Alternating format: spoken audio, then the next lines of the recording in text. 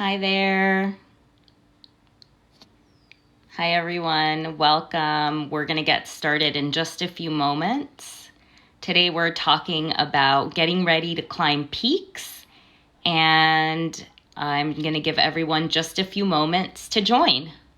Why don't you guys let me know where you're chiming in from, what city, and what beverage you're going to enjoy. I actually just realized I ran out of my water, so I'll have to get some later. Hi, everyone. So nice to see you all. Thank you for joining today's live chat. I'm going to give everyone just another minute or two to chime in. Today, we're going to talk about climbing peaks and how to get ready for that level of hiking. I hope you guys are having a great day. Let me know where you're chiming in from and what city and state you're hiking at. I hope you guys are able to get out now. It seems like restrictions are starting to ease up, and so hopefully you guys are getting out on the trails. So, hi there. I see a lot of waves. Thanks for the waves, everyone. So we're going to get ready to get started here. It looks like I have some people joining in from San Pedro, California. Hi there. Hello. Nice to see you all. Coconut LaCroix. Oh, yummy. Yum, yum. Hi. So, we're going to go ahead and get started. If you want to let me know where you're tuning in from, that would be awesome. And today we're going to talk about getting ready to climb peaks. So, as you're on your hiking journey, you're going to want to, at some point, push your limits, right? And so how do we do that safely is what we're going to talk about, and what are the steps to actually start climbing. And if you guys have tips, please feel free to share in the comments. I'm going to read some of your comments. It looks like we have Angela from Newnan, Georgia. We have Broncos Girl from Long Beach, California. Sony 606 from San Diego. Ektara from Santa Cruz Mountains, and Ektara is awesome because she is a 52 hike challenge leader in the Bay Area. So, hey girl. And she's actually also done the JMT, so she's a great wealth of information. Awesome.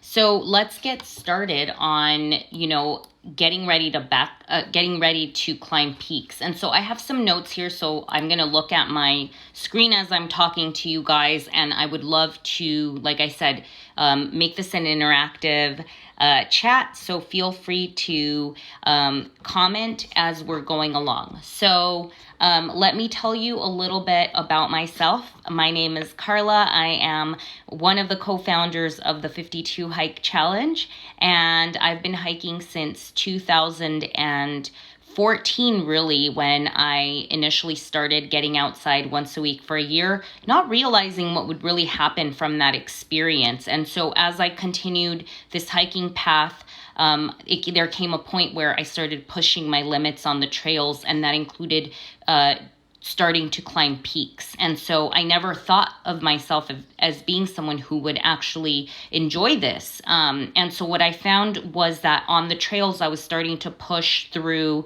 what we would call ego, or that part of ourselves that holds us back. And what I love about climbing peaks and mountains is that that's where I really truly feel transformation occurs for us, because we have to push through those limiting beliefs. And so that's when I found the greatest growth, because I was tapping into that inner negativity and I was having to push through that. And I think in the day-to-day, when we're at home or in our regular lives, we tend to forget and get lazy and complacent, and we don't really push ourselves. And so when I started pushing myself on the mountains, I was like, what if I take this concept and start applying it in other areas of my life where I maybe don't talk to myself kindly, and where I don't, go outside of my comfort zone. And so when I started applying that concept into my life, it started flourishing, and I felt not only did the trails allow me to allow a lot of release of hidden emotions, that was very healing. There was a lot of forgiveness on the journey. And so I felt really compelled to share the 52 hikes journey with as many people as I could. And so that really kind of took off. So that's a little bit about me. Since I've started hiking, I've climbed, many times, and I've actually gone on to get trained through Sierra Club Wilderness Travel Course. I've taken snow travel. I have done rock climbing courses. I have attempted the Grand Teton, which is a very technical climb. I have done a little bit of mountaineering, and I have done, for example, Mount Whitney. I did the John Muir Trail last year. And so through that, there's been a lot of training, and 52 hikes is really the conduit for that training. And so as you're starting to hike, you might just start with your local trails, and then as you continue on, you might start saying, well, I'd like to do something like Mount Whitney. And so how do you make that transition, right? And that's what we're going to talk about today. And so, I think one of the key things is to start small, right? Start with your local trails and then start adding the elevation and start adding those, small peaks, and then move from there. So you're going to want to kind of see this progress of starting, maybe you start with like a 3-mile hike, and then you change it up and you go to 5 miles, and now you start adding elevation. And throughout the weeks that we've been doing these classes, I've actually explained many of these concepts. So if you're new to this video and you want to learn and see what we've talked about in the last classes, you can actually go on our YouTube, and all of the classes, I think except for one of them, are all up on YouTube. One of the classes unfortunately did not save. And so, as you start the 52 hike challenge journey, you can set these mini goals for yourself. And that's really important when you're on the 52 hike challenge journey, is to set yourself up with mini goals so that you have something to work towards. Because if you're just like, oh, okay, well, I'm just going to do 52 hikes, that's great, but how does that motivate you to push yourself out of your comfort zone, right? And so starting with small peaks, one at a time. So I'll give you an example. I live in Southern California, and a starting peak here would be something like Sit-in Peak. It's a 10-mile peak. I believe towards the end it has like 1,000 feet of elevation gain, pretty much like towards the end.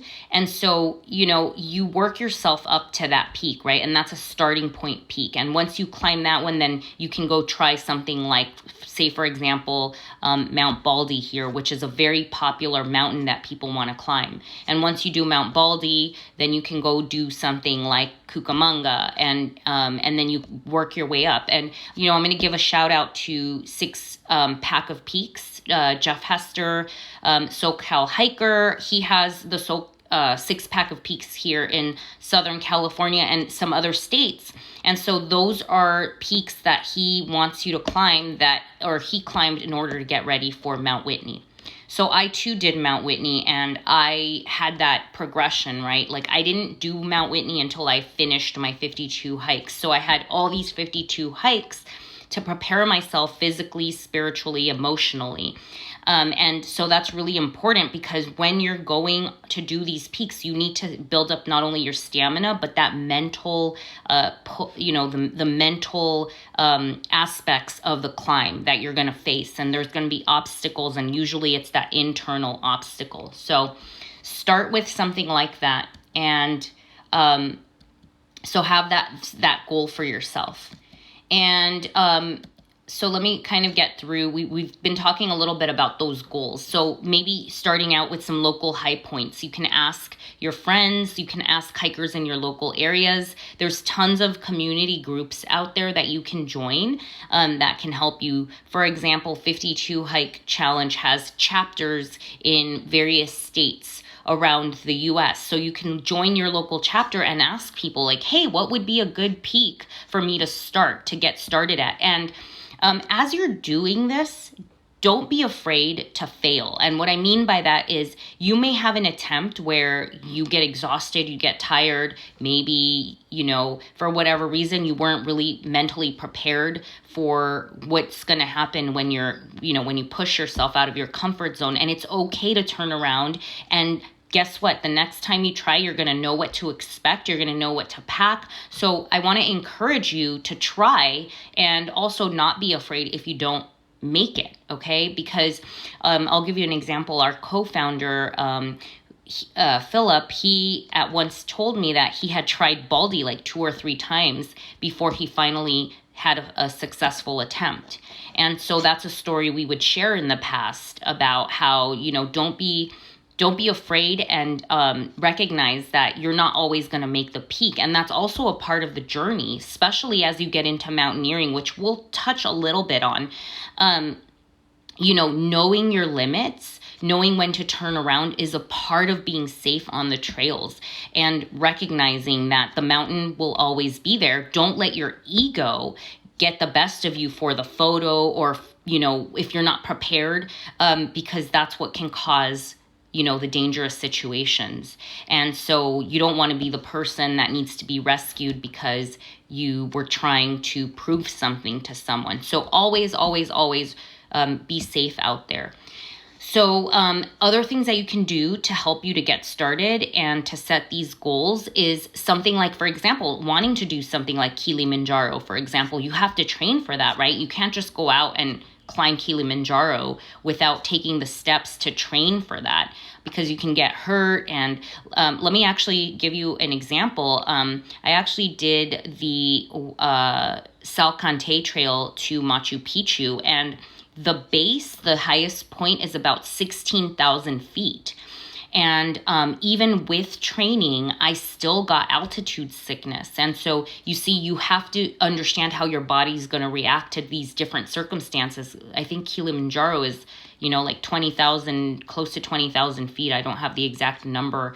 But you see, you've got to train your body. So you're going to have to take those steps to climb, peaks that ascend a little bit at a time, so that you can understand how your body is going to react to that.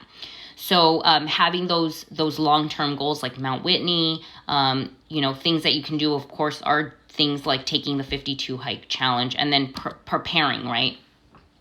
Another key to success as you're getting ready to climb these peaks is to have some form of accountability, or some form, or, some I want to call it more like support. I think that's so important, to surround yourself with people who support your vision and your dreams and your goals. So if you want to climb Mount Whitney, maybe signing someone on that has already climbed it would be such a great idea. And I call these people like mentors, but they could also be your friends.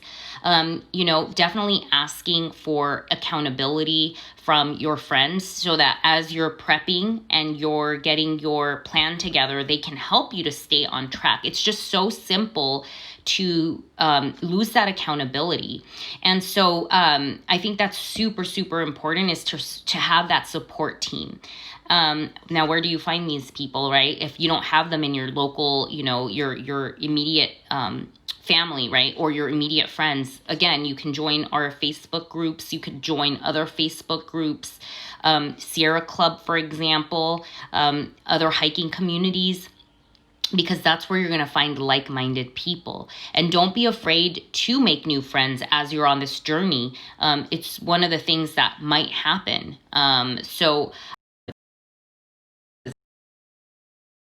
Like interruption there. So I just want to recommend that you guys find that support system and find that community. That's one of the key things as you're going down this path of climbing peaks. Okay. And I'll give you a story, actually. So I climbed I did the John Muir Trail back in last year. And so I had my friend Connie, who I did it with. And to be honest with you, had it not been for her sometimes reaching out and saying, hey, did you do this? I may not have been as active in planning, or I may have just said, oh yeah, I'll climb that someday, right? And so it's super, super easy to get lost in the day-to-day. Another thing you can do is, if you really want to climb something, you can sign yourself up for trips.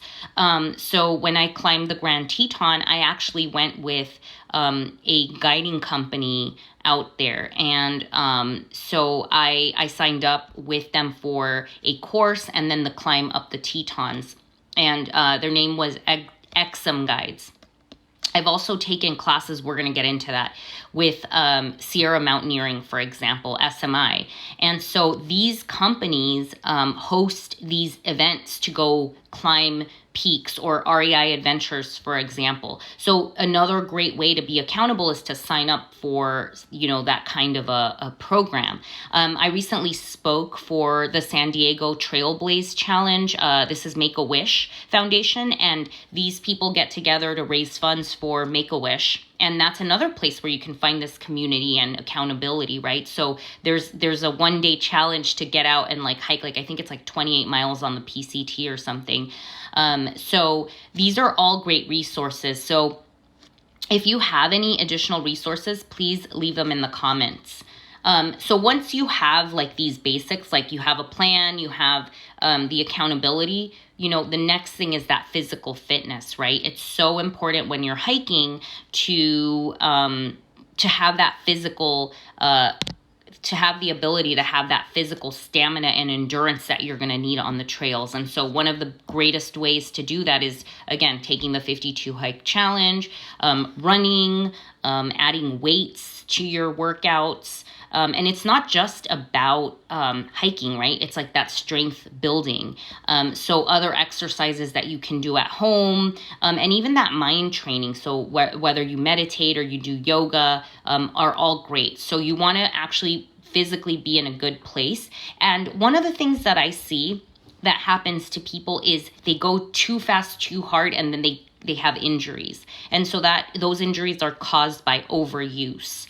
So when you are doing and getting ready for peaks, make sure that you don't push yourself too quickly, too hard, and then that you cause yourself to have those injuries that I've seen at times. So physical fitness is super, super important. Let's talk a little bit about mental preparation.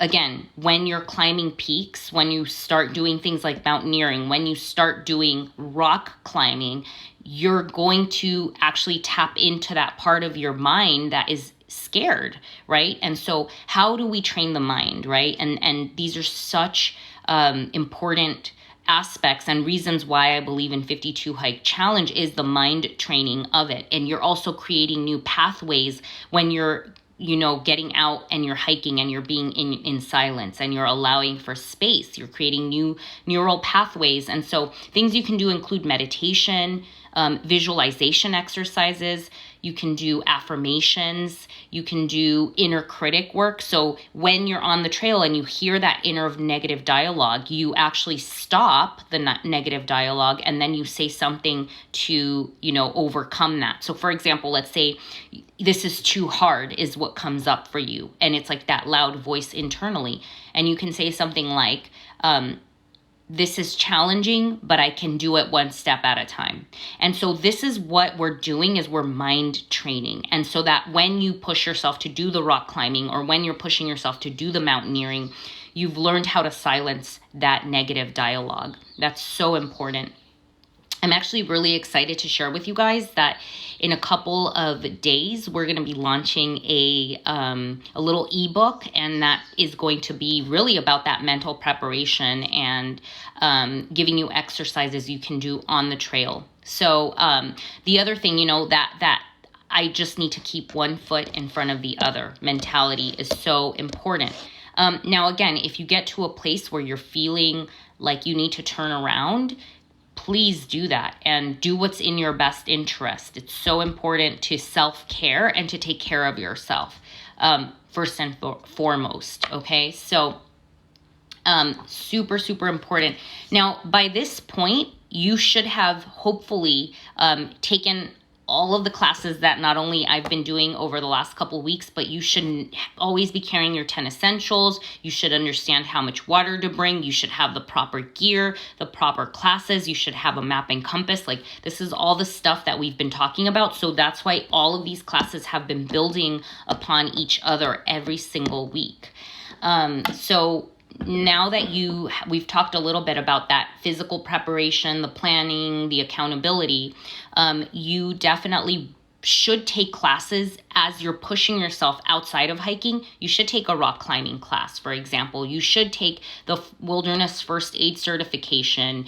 You should take a snow travel course. You should take a map and compass course. So again, I talked about wilderness travel course, which I took back, I don't know, I think in 2017 or something like that.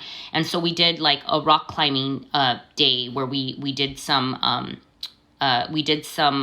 bouldering type of activity, and we learned how to travel in the snow with snowshoes. And that is also very different from snow travel with ice axe and crampons. So, but it's all these things that you're building upon. You know, we've done rock climbing classes, and in the Sierra Club, there was a snow travel day where you actually camped in the snow. And so when you're mountaineering, you may have to sleep out there. When you're doing these treks to, for example, Kilimanjaro or one of the 7 summits, you may have to sleep outside in the snow. So all of these classes are helping you so you know what to expect and you have the proper gear. So, you know, as you're getting ready to climb these peaks, the gear is going to be super important, but knowing how to use it. So I would never recommend that you just go out and do mountaineering unless you've taken a snow travel course, because in all actuality, the gear that you need is very dangerous. And if you don't know how to use it, it can cause death. I mean that, I say that so that you can recognize that it is a danger. Once you start stepping out of the trail and you start doing these sort of activities, it does, the risk level gets much higher. So before you start thinking about climbing those peaks, make sure that you take those classes that are really, really important and are going to teach you those life-saving techniques. So again, having those mentors, having those friends, taking the classes are going to be extremely important as you're on the journey. And then once you guys have picked, you know, let's say your goal, right? Let's say you want to do the Grand Teton, for example. So you're going to start with your small peaks. You're going to start your camping experiences. You're going to start your backpacking, because as you climb these peaks, for example, like I said, the Grand Tetons as an example, you backpack overnight. So you've got to carry all this gear in. And then, yes, sometimes you may have porters. I've done a trek in Peru where I had porters and they carried all our stuff and all I had to carry was my backpack. But again, every trek is going to be different and you're going to need the training. So that's why it's important to pick that end goal. And then you're going to have more training, right? You're going to want to climb those, you know, local high points. And then you're going to want to sleep up at altitude, for example. And then, I mean, really the only other really important thing is to really just go out and do it, right? That's really ultimately what's going to get you from point A to point B or C, is to get started, to take the steps. There is a book that I want to talk about real quick. It's called, it's the Bible. It's called, the Mountaineering book. Sorry, I'm drawing a blank here. The Mountaineers, book. And, this book actually talks a lot about once you get ready, what to do. So let me look it up actually, so I can tell you exactly the name of it. Mountaineers. Just want to, if someone has the name of it, please remind me of the name of this book, because I'm drawing a blank right now. But they basically are the ones that came up with the 10 essentials. Let's see.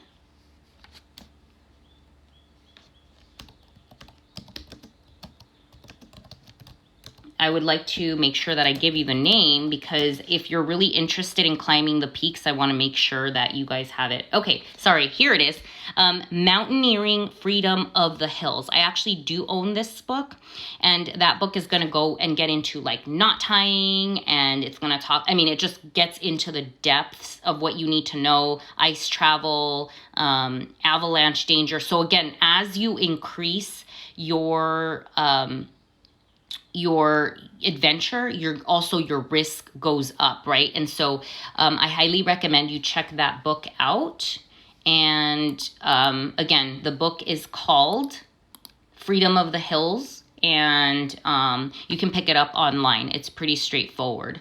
So I'm gonna go ahead and just reiterate, let's really quickly backtrack just a second.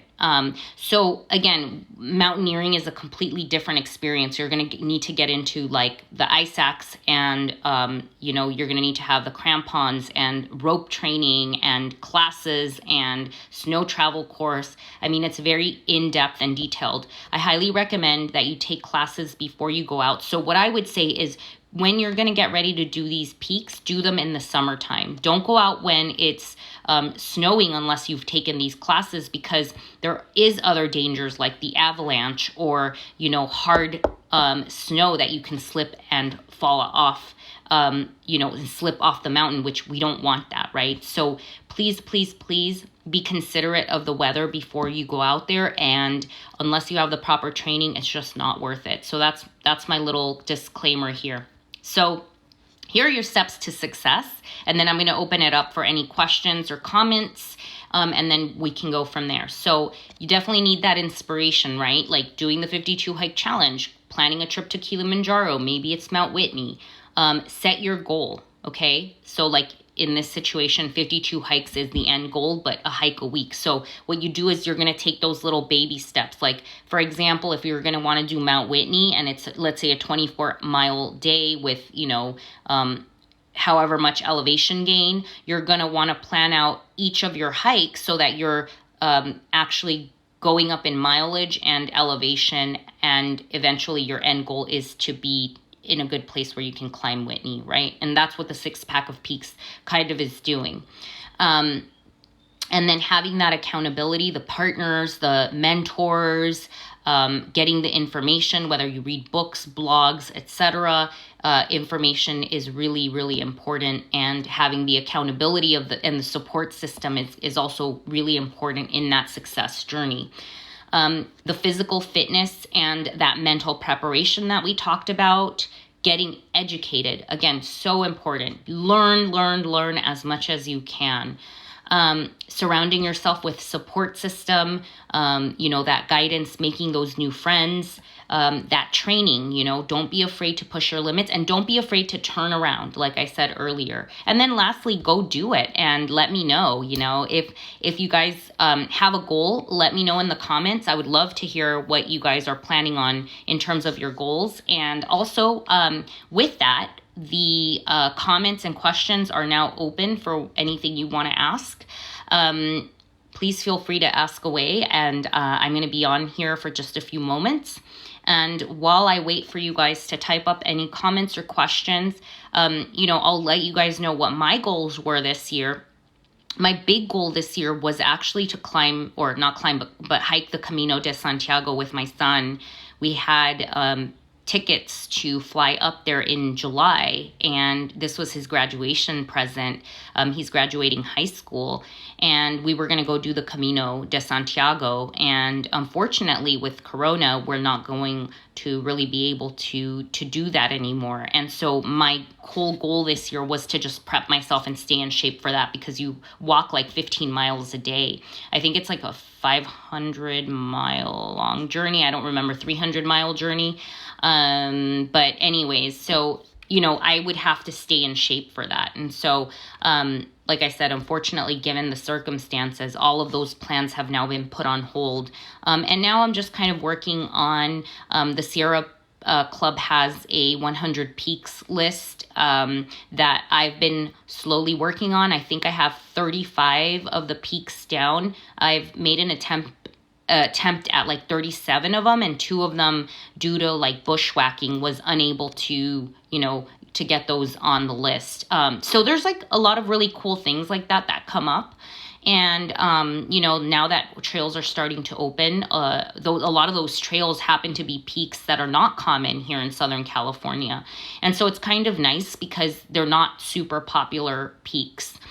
So that's something that I'm working on. And, I definitely feel out of shape. I'm sure you guys can relate with coronavirus, kind of putting a damper on things. So yeah, let me know if you have any other questions or comments. Would love to, like I said, hear what plans you have. What are some of your goals when it comes to the outdoors in the long run? I would love to one day hike the 7 summits, but I don't know if I will. I'm just going to put it out there and say, yeah, it would be cool. I would love to do Patagonia one day. So yeah, just constantly staying out and active. So hopefully this was helpful to you guys, and I don't really see many comments, so I'm gonna go. Oh wait, actually there's I guess my phone got stuck here. Let's see. RYP Hiking says, hey, I hope everyone is enjoying the adventures and staying safe. Thanks for that. Britt says, work towards a good recovery after 75% of what you want to do. And Britt Sees says she has 2 peaks left in the 6er. Where is that, Britt? That's cool. Ektara says SPP is great for training. SPP, Sierra Peaks, is that what you're talking about? Let me know. Jen wants to know if there's any guidance or recommendations about the Grand Canyon. Honestly, Jen, I know I haven't done it. I actually really want to do that one. So what I know about the Grand Canyon is be careful when you do it because of the weather, right? It gets extremely hot in the summertime, and it obviously heat exhaustion is really a serious and actual risk you take. So when you do it, try to go when the weather is nicer. Salt, make sure you have plenty of salt, plenty of water. And it depends on what you want to do. Like, do you want to do rim to rim or down to, the ranch at the bottom? There's a lot of options, but if anyone has any tips for Jen, please add them on. RYP Hiking, we have a 7-pack of family peaks to prepare families and children to get ready for the 6-pack, and their challenge will drop after the quarantine. Very cool. Awesome. Let us know about that. And hey, everyone, I'm sorry I didn't see your messages earlier. I didn't recognize that you guys were commenting. For some reason, it wasn't showing me. And then Britt says, Baldy was scarier than Whitney. Believe it or not, here's what I found. I think what happens is we work ourselves up. And so once we climb these peaks like San Gorgonio, I felt San Gorgonio was harder than Whitney personally. So yes, that does happen. So the good news is, here's what I found is really great is, don't have any expectations when you're on, what I mean by that, when you're on the trails, like expectations of being on the summit by a certain time or only hiking a certain amount of miles, because what happens sometimes is you make a wrong turn or, something happens and it takes longer than your mind thought, and then you're miserable because now you're like, oh, when are we going to be done? So the less expectation and you have, and the more mind training of, I just have to keep one foot in front of the other and I'll get there, that will really help you with that expectation. And let's see what else we've got. Carrasco said, Hikescape LA is also a great people to be around with. So yeah, Hikescape LA, I believe, is also a group, a community here in Southern California. So absolutely. Carrasco also says CrossFit is great for training, and you guys are awesome. I can't believe I had all these comments. And Freedom of the Hills, Cam or Cham, I am. Yes. Thank you for clarifying. And Ektara says the Mountaineers.